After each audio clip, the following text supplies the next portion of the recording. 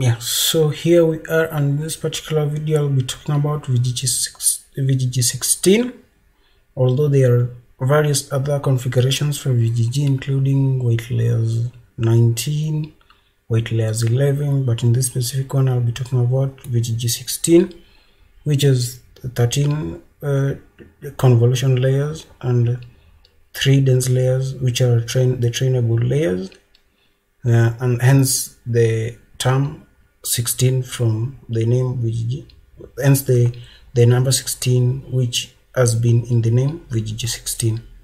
So it was to improve the original architecture in order to achieve better accuracy, and the main focus of this architecture was really to utilize the small receptive window size and smaller stride of the first convolutional of the convolutional layers. So essentially the receptive window size is essentially the kernel size of the convolution layers, and the stride is the number of steps to skip while doing the convolution operations of the input by the convolution layers. So another important aspect of the convex architecture for VGG16 was its depth, and we see that in this architecture there was an increase in the depth of the network by adding more convolutional layers, which is feasible considering that we were using small receptive window sizes. So in this case we tend to balance it, hence we don't really blow up the number of parameters in the architecture, which would require more resources and would require more computing power. So the architecture for the VGG from the paper itself, the input is a 2224 by 224 3-channel image, and the preprocessing which was done to the images which were passed to the architecture was to subtract the mean RGB values from each pixel, and then we see that the convolution layers had a small receptive field, which was one of the main characteristics of this architecture. And then it was 3 by 3, and then we see that one of the convolution layers essentially has 1 by 1, and we'll see later why this is really important to this architecture, considering that 1 by 1 convolution layer essentially sees 1 pixel at a time. So one would ask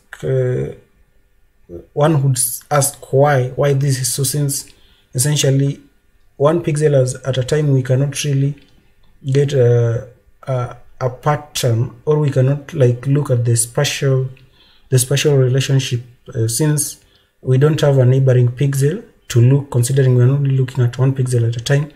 But later on we'll see why this is very important and why it really contributes to the learning of the architecture during training. So we see that one of the other characteristics of the convolution layers is stride of 1.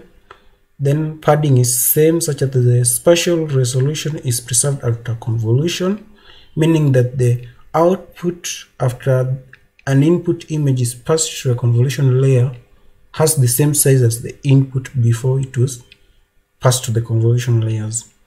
Then the pooling layers, essentially the max pooling is taken into consideration, and then there are 5 max pooling layers in total for the whole architecture, and the max pooling layers have 2 by 2 full size with a stride of 2. So all hidden layers are equipped with the rectified nonlinear activation function, which we see that it was first introduced in the Alex Nexons, considering that the LeNet 5 was using the Tange activation functions, and the last layer of the LeNet 5 was using the radial basis function activation function.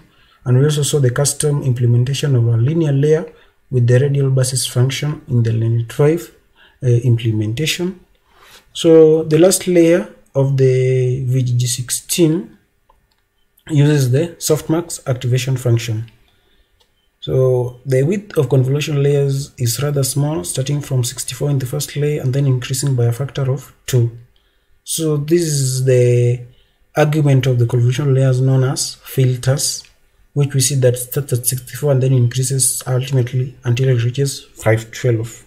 So in spite of the large depth of this convolution architecture, the number of weights in our net is not greater than the number of weights in a more shallow net with a larger conv net. So in case you were to build like a shallow network and then you introduce large receptive window size, then the number of parameters would slightly be almost the same for the two convolutional neural networks. So let us view the architecture for VGG. So in this particular section, we see the VGG architectures for various configurations, such as one with 11 weight layers. We see another one which is using the local response of the normalization layer, which was later done away with, considering that there was no necessary important addition which was being received by the local response normalization layer. So it was replaced, so you can use the batch normalization or other regularization techniques. Then we see that the configuration B, which has 13 weight layers, had most of the time stacking convolution layers on top of another. And then so the bold parts are the layers that were added in that particular configuration. So like for C, which is the one that I've implemented in this particular video, I've used the convolution layer with the kernel size of 1 by 1, and for both the 256 and 512 filters. Yeah, for 512, so it's 256, 512, and 512. And then the intermediate layers, for all the layers, I've used the ReLU, which is the rectified nonlinearity activation function, and then the last one implements the softmax. Yeah, so essentially this diagram tends to simplify the VGG16. So we see that the input is 224 by 224 by 3. Then we see a repetition of this one, which is conv 3 by 3, conv 3 by 3, max pooling 2 by 2. So it's repeated two times, that's why it's times 2. And then the same goes for this one, so a stacking of conv 3 by 3 times, and then we have max pooling, and then the pattern is repeated 3 times before there is a flattening, and passed to the linear layers, which uses the ReLU, up to the last layer, which is the softmax activation function. Yeah, so this is basically how it's implemented. So we see that we begin with the input, which is a 224 by 224 by 3, and then since we implemented the one for configuration C, we are stacking two convolution layers, then max pooling, then 2 convolution layers, then max pooling, then 3 convolution layers, max pooling, 3 convolution layers, then max pooling, then another 3 convolution layers, totaling the convolution layers to 13. Then after that we do max pooling, then we flatten before we pass them through the 3 trainable layers, which are the dense layers. So here, that's how we've implemented it. We start with the input layer, then 2 convolution layers, then max pooling, then the next 2, then max pooling, then we go to 3 convolution layers, of which the third one has the kernel size of 1, meaning it does not really consider spatial relationship into consideration. In this case, it's just like mostly concerned with the depth, the depth relationship, which is the relationship between the channels, and then also it tends to introduce nonlinear relationships into the architecture. And then we do the max pooling, then the next 3 max pooling, then 3 again, then max pooling, and then we are done with the 13 convolution layers. And then we flatten before we pass them through the dense layers, and then finally we get the output and pass it through an activation softmax. So essentially, this activation layer, the dense function, the dense layer essentially has an argument where you can pass the activation implicitly within the dense layer. In this case, I can pass it activation softmax. So instead of doing it like this, I can just do activation softmax and do the output that way, or we can also use this mode. So either way, it's fine. So then we build the model from an acrylic graph of layers that we've created using the nodes. Then we see a summary. So essentially we see that the configuration C for VGG, which is the VGG16, has about 134 million trainable parameters. So now on the next part, let us talk on why the convolution layers with 1x1 kernels. So since they do not capture spatial relationships because they look at 1 pixel at a time, they capture patterns along the depth dimension. So they are also configured to output fewer feature maps than their inputs. So they serve as bottleneck layers, meaning they reduce dimensionality and also cut computational costs and the number of parameters, speeding up training and improving generalization. So it tends to reduce this bias during training. And then so another thing, we see that there's a stacking of convolution layers. So essentially, why stack like 3x3 convolution layers when we can just create a convolution layer with kernel size 7x7? We should do the equivalent of the stacking of the 3x3 convolution layers. So what importance do we achieve from stacking of convolution layers with these smaller receptive window sizes? So what we gain is, first of all, when we stack the convolution layers of size 3x3, of kernel size 3x3, we introduce 3 nonlinear rectification layers instead of a single one, which makes the decision function more discriminative. Second, we decrease the number of parameters. So assuming that both the input and the output of a 3-layer 3x3 convolution stack are C channels, the stack is parameterized by. So for the stack of convolution layer of kernel size 3x3, we see that the number of parameters would be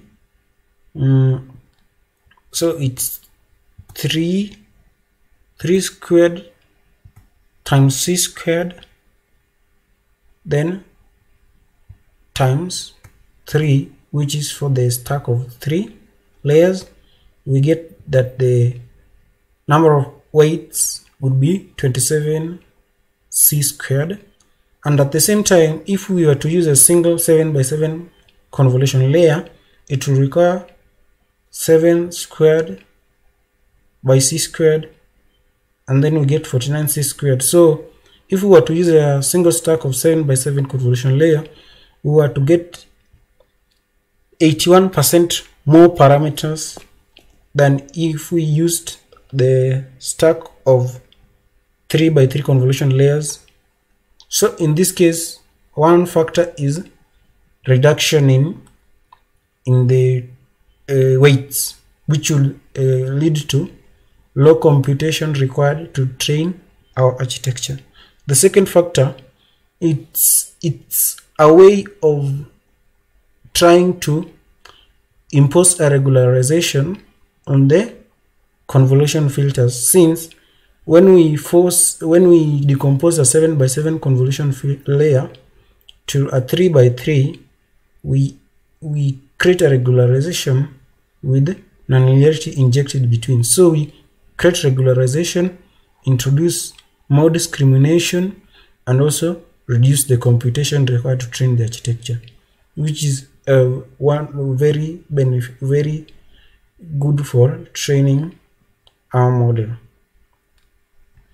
So we saw that earlier on, the preprocessing for the VGG architecture requires the subtraction of the mean of the RGB from the RGB channels from the images. So here I'm taking sample images, and then so we can view a sample of our images which I've extracted from the CIFAR10 dataset. So essentially the images were really low resolution, but so I've talked a bit on how this is a way we can try to preprocess the images, such as that we subtract the mean of the RGB channels from the images in order to get the preprocessed output of the images, which are then fed into the VGG16 architecture. So I've used essentially 5 sample images, but you can pass on the all images, or you can use the normalization layer in the keras library. So one factor which I took into consideration was that since the papers talked about the mean and not the standardization of the images, so these preprocessing which I've done right here is restricted to the mean, but the normalization function in the keras library does both the mean and the standardization. Since when you pass the normalization layer, when you adapt it to the training data, it pre-computes the mean and the standard deviation, and then it gets that to preprocess the images. So since the paper did not really talk about the standard deviation normalization, I considered it safe to just create a custom preprocessing where I just preprocess only the mean and not the standard deviation, but the normalization for the keras does both the mean and standard deviation. So this basically just does the preprocessing. So when we see the shape, we see that standardized, and we can see that though we can view a sample, so though really to the human eye this image may seem distorted, but in real sense it will really help in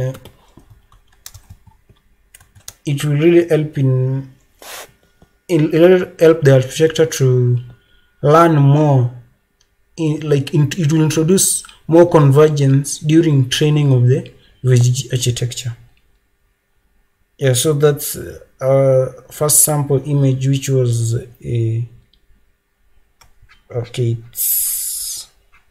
I closed it, but this is the first sample image after being scaled. Yeah. So another thing, the the paper on VGG's architecture talked about is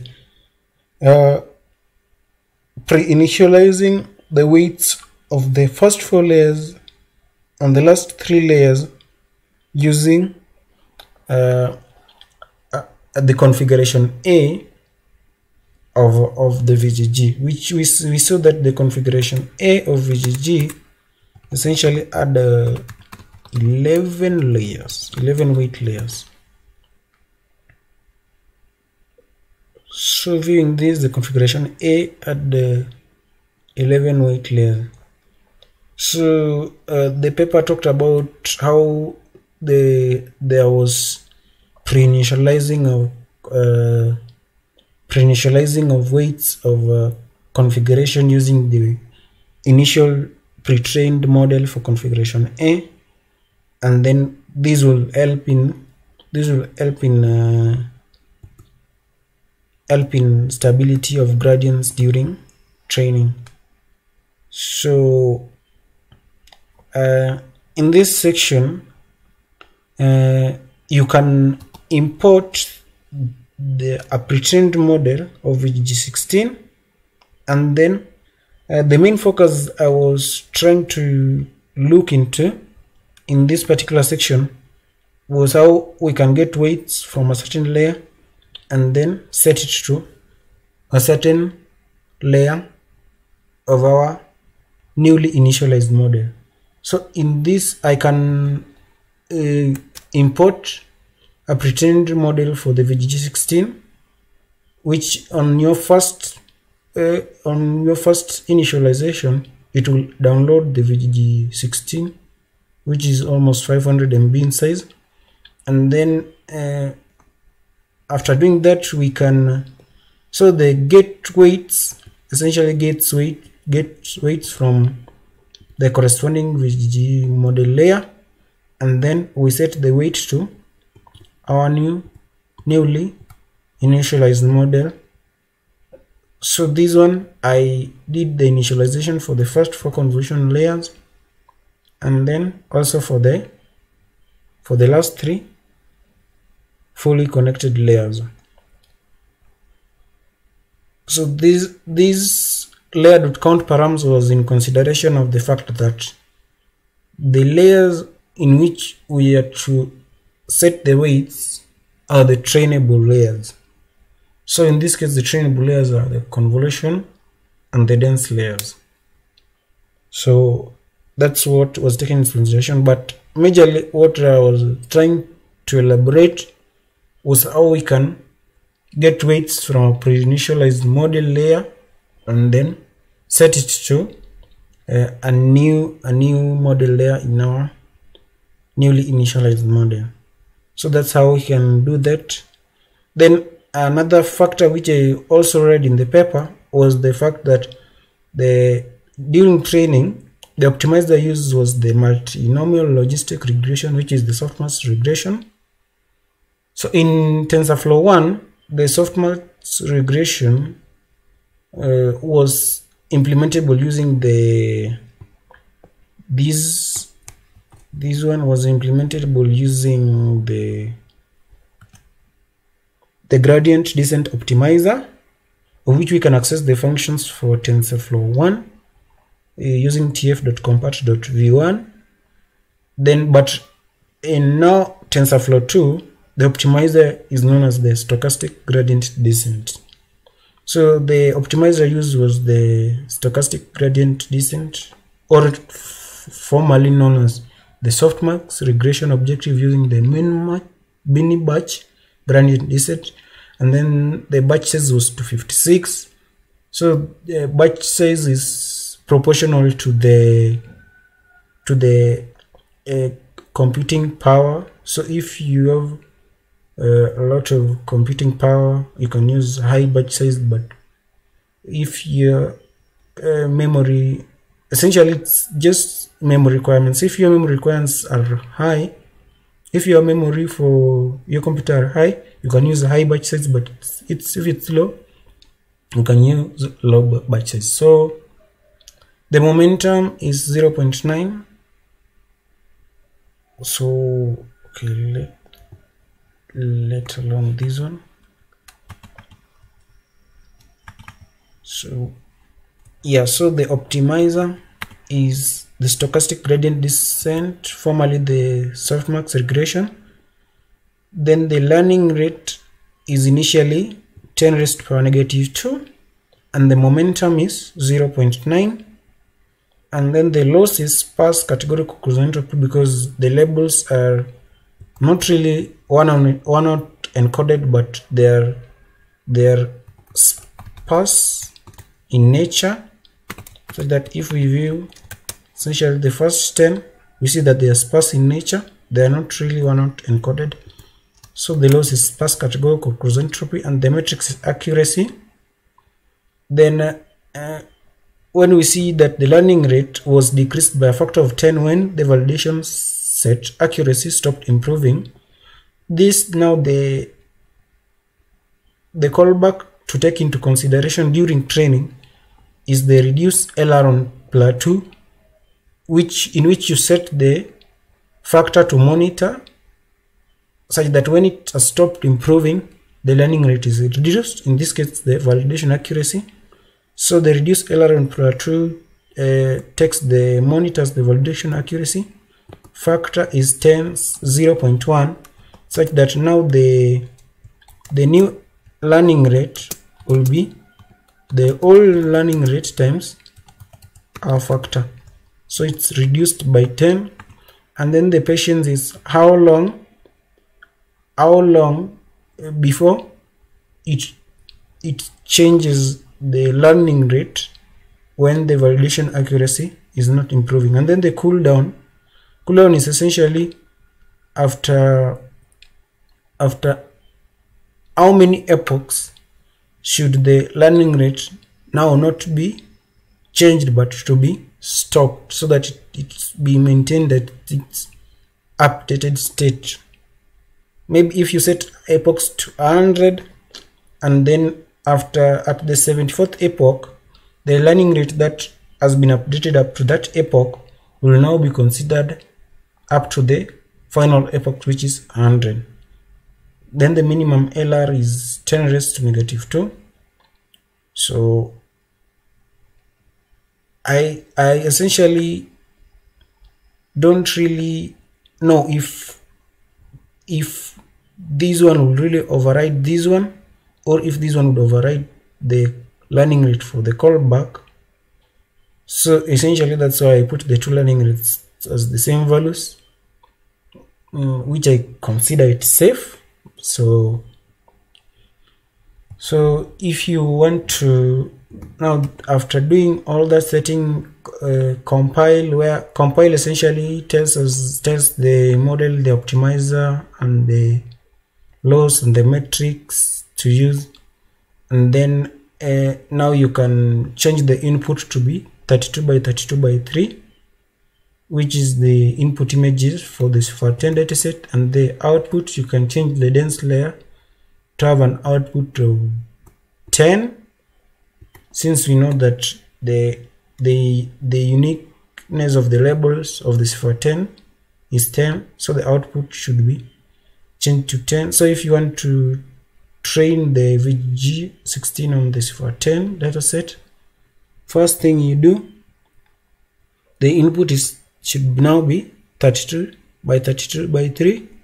The output should be dense of units 10, and then you do the pre-processing using the subtraction of the mean RGB from the images, and then you can now train it. So let me just recap on this. So batch size is 16, then validation space is 0.1, meaning for this data sample X and sample Y, it will take 10% and use for validation, and the rest of the 90% will be used for training. And then this is the validation batch size, and then this is how we can call our callback argument during model training. Or essentially there are also ways in which you can define your own custom callbacks which you can then pass also into the fit function of the keras. So on the last part of what we want to talk about, which is also from the paper on VGG16 on VGG, is the sampling the weights with the normal distribution of 0 mean and 10⁻⁻² variance, so such that the bias are initialized with 0 and then so this is the bias, and bias are initialized with 0 and the weights are initialized with 0 mean and 10⁻⁻² variance. So by default the biases are 0, and then there's a random initialization for the weights by default, but this is a case where we want to maybe specify really the weights initializations and the bias initializations. So for the trainable layers, we can pass arguments such as the kernel initializer, bias initializer, kernel regularizer, and activity regularizer, among others, which you can use to really customize the trainable layers of our architectures. So in this case, for the convolution 2D, we can pass the weight initialization, such as we get a mean of 0 and standard deviation of. So essentially, because we are given the variance and the argument involved here is the standard deviation, so I take the square root of the variance, which is now the standard deviation, and then I set it to be the initialization for our weights, and then the bias initializer is 0. So this goes the same for the dense layer, which takes also the kernel initializer, the bias initializer. So we can do either TF keras initializer zeros, or we can use the 0 strings, which is acceptable. And then apart from that, we see that there's a regularization done on the linear layers, which is a weight decay of L2 normalization and a dropout for the outputs of the first two fully connected layers. So for applying a weight decay, we can use the activity and the activity regularizer here, which essentially we are using the L2 normalization, and also there's also a kernel regularizer which you can pass in order to apply regularization to the dense layers. And then if you want to apply a dropout, we can use the dropout layer, where we pass the rate 0.5 as talked about from the paper. So there are very many considerations. I'd advise you to read the paper on VGG architecture in order to learn more about what was done and the training configurations, the training methodologies, and the testing methodologies, which was done in order to achieve the state-of-the-art accuracy of the VGG architecture at that time when the architecture was implemented. So thank you for watching.